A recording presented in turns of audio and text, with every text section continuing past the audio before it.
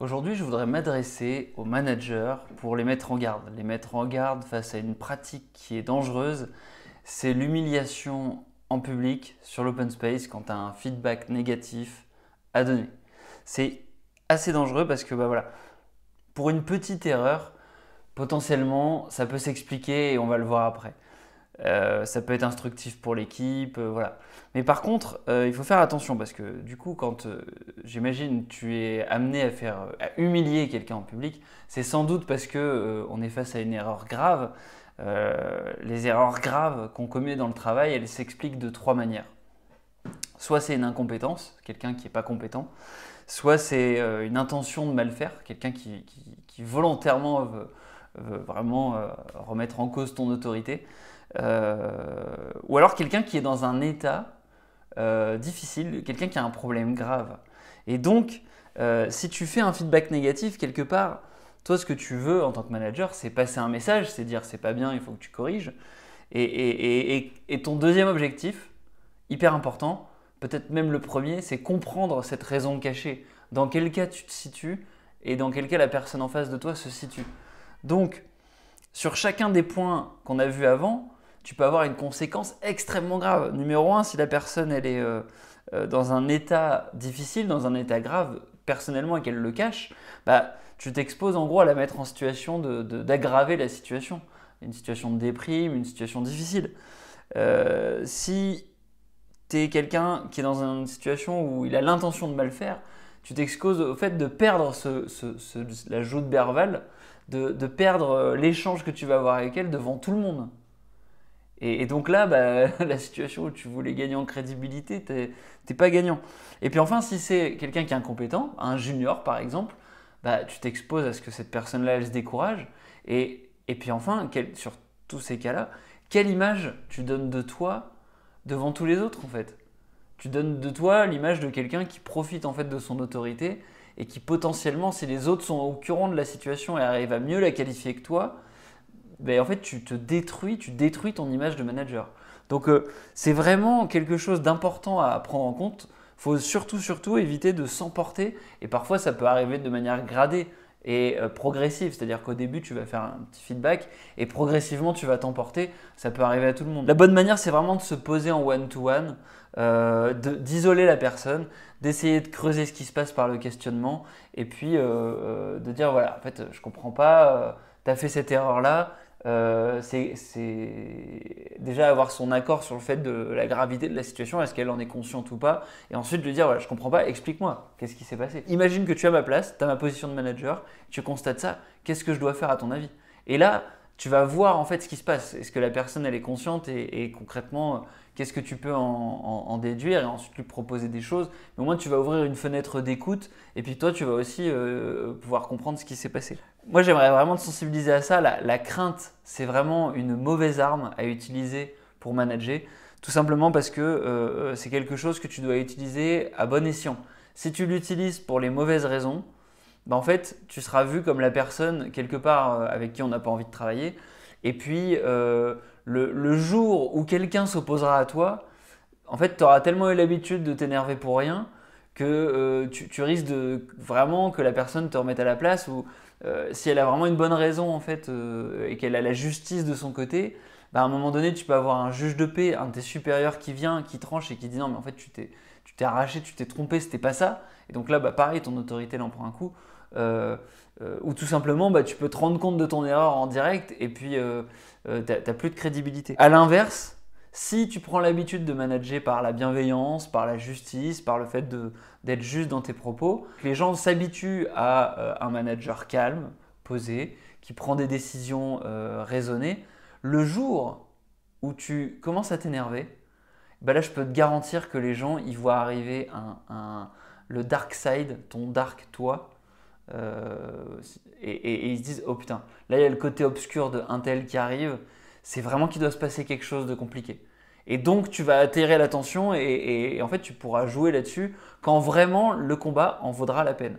Donc c'est important d'avoir ça en tête et d'utiliser ce pouvoir-là de crainte uniquement dans les cas extrêmes où voilà, tu veux montrer que tu te bats pour une cause juste, que ça en vaut la peine. Si tu l'utilises trop trop souvent, c'est pas bon et ça te desservira de manière inéluctable. Il y a vraiment une histoire de karma là-dedans où il faut faire attention parce que ça peut te retomber dessus. Alors il y a un cas où ça peut avoir du sens, parce que c'est quand même important de se dire dans quel cas ça peut valoir le coup entre guillemets de s'énerver. C'est vraiment quand tu as envie d'asseoir ta crédibilité et que justement ça en vaut la peine et c'est le moment où il faut que tu prouves que ça vaut le coup de s'énerver. Alors, il y a les cas des petites erreurs où potentiellement tu ne vas pas t'énerver, tu vas plutôt humilier la personne devant tout le monde. Ça peut être le cas typiquement des retards ou de la notion de culture, c'est-à-dire que tu veux imposer une culture à tout le monde, tu as annoncé des règles et manifestement les gens ne les respectent pas. Là, à un moment donné, il faut taper 2 points sur la table et faire un exemple. Mais il faut, encore une fois, avoir en tête que tu as cette histoire de karma et que si tu fais ça, tu t'exposes en fait à une situation binaire. Soit les gens comprennent, réceptionnent le message, changent, et donc toi du coup tu vas pouvoir changer de registre, repasser sur l'humour et dire voilà, bon, je suis content que du coup vous ayez saisi la mesure, mais c'était important qu'on switch de registre. Soit les gens ne comprennent pas, ils acceptent pas, et ce que ça veut dire, c'est que ceux qui refusent la règle, ciao, ils doivent partir.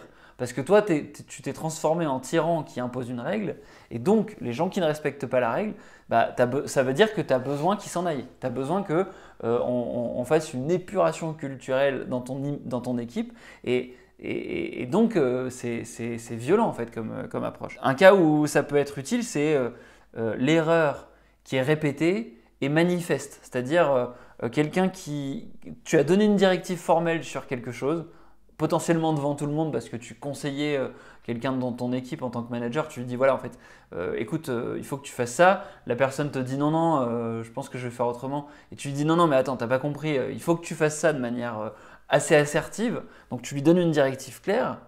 Et puis la personne, le lendemain, tu la questionnes en disant en fait, comment le client a réagi ou alors qu'est-ce qui s'est passé. Et elle te dit ah bah non, j'ai fait autrement finalement.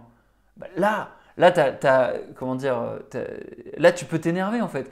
La personne, tu lui as expliqué que non, tu ne devais pas faire comme ça. Tu as insisté, tu as souligné le point devant tout le monde et elle-même, en fait, elle te dit, mais non, en fait, j'ai considéré que ce que tu m'as dit, c'était stupide et je ne l'ai pas fait. Donc là, tu dois t'insurger et dire, attends, on s'est pas bien compris là. Non, pourquoi tu as fait ça et c'est pas bon. Et c'est important de le noter et que les gens se rendent compte que quand en gros on va à ton rencontre et on y va de manière manifeste, tu es un peu ouvert à la discussion au début, mais au bout d'un moment, si tu as pris une décision et qu'elle n'est pas respectée, c'est pas bon pour le grade de la personne qui fait ça. Si la hiérarchie n'est pas respectée, ça pose problème. Alors, ce discours-là, en fait, en le disant, je me rends bien compte que ça ne va pas avec la musique qu'on entend sur l'holacratie, le fait que les décisions doivent être prises de manière démocratique, etc. Mais il faut bien se rendre compte qu'une entreprise, ce n'est pas une démocratie, c'est une dictature. Ce que ça veut dire, c'est qu'à un moment donné, une entreprise elle est dans un environnement compétitif où on doit avoir une proposition de valeur qui s'accompagne d'une rétribution économique. Et dans une compétition, il faut faire parfois des mouvements qui sont engagés et qui sont différents. C'est-à-dire que chaque entreprise est différente, chaque entreprise se positionne et chaque entreprise doit être compétitive. À l'inverse, dans le monde politique, on a des démocraties et c'est très bien que en gros un chef d'État puisse pas se positionner en tant que dictateur et dire non, on va faire ce mouvement très violent.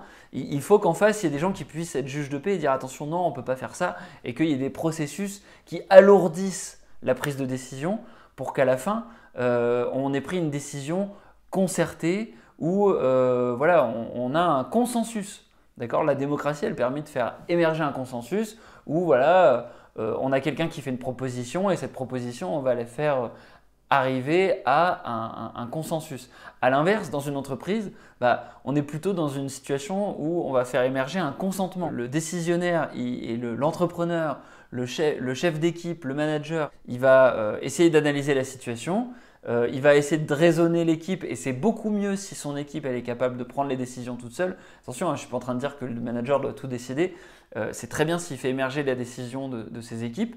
Mais à un moment donné, quand il y a un problème et que c'est lui qui doit trancher, il prend une décision ferme, définitive. Et ce qu'il doit faire, c'est faire en sorte que cette fois-ci, les équipes, elles n'arrivent pas au consensus, elles arrivent au consentement. De dire, ok, bah, j'accepte cette décision et je consens à la mettre en place. C'est le fameux commit. J'accepte, je vais la mettre en place et après on va voir ce qui se passe. Et une entreprise, c'est une entité qui doit prendre des décisions. Le but, c'est pas de faire un débat pour trouver la meilleure décision, parce que ça peut prendre énormément de temps. Le but, c'est de prendre la mauvaise décision le plus vite possible pour pouvoir corriger ensuite. Et donc les entreprises qui réussissent, c'est les entreprises qui prennent énormément de mauvaises décisions et qui savent du coup exactement quelle décision ne pas prendre. Et donc une fois que tu as compris ça, tu comprends cette logique de hiérarchie et pourquoi c'est extrêmement important à un certain degré de respecter la décision du manager. J'espère que j'ai pas été trop radical dans ma prise de position. La phrase que je répète tout le temps, c'est que le contexte compte toujours plus que les principes. Donc tout ce que je dis là, bah, ça dépend du contexte. Il y a des moments où tu devras essayer de laisser de l'autonomie à ton équipe pour qu'elle prenne des décisions. Là, je parle vraiment des cas extrêmes où on est dans des erreurs graves, où c'est toi qui dois trancher. Et encore une fois, le sujet initial, c'était l'humiliation qu'on veut à tout prix éviter et pourquoi c'est pas bien. Et donc voilà, j'espère que je t'ai convaincu avec ma vidéo et puis en tout cas n'hésite pas à me donner ton avis en commentaire. Si t'es pas d'accord du tout, que tu trouves c'est scandaleux ce que je raconte, bah, ça me plairait d'avoir ton avis. Et puis si à l'inverse ce que je dis ça résonne, ça réveille des situations que tu as déjà vues et tu te dis mais en effet c'est intéressant pour telle et telle raison, bah, n'hésite pas à le mettre en commentaire. Dernière invitation que je peux te faire, c'est aller voir la playlist manager, puisque c'est des conseils que je donne pour tous les managers avec les erreurs à ne pas faire, les best practices et cette vidéo du coup en fait partie et j'en publie une toutes les semaines. C'est le rythme que je me suis imposé en ce moment, donc en tout cas c'est sûr qu'il y en aura d'autres. Donc si tu ne veux pas les louper, n'oublie pas de t'abonner à la chaîne et puis de parcourir cette playlist régulièrement. Et puis moi je te dis à la prochaine, ciao ciao.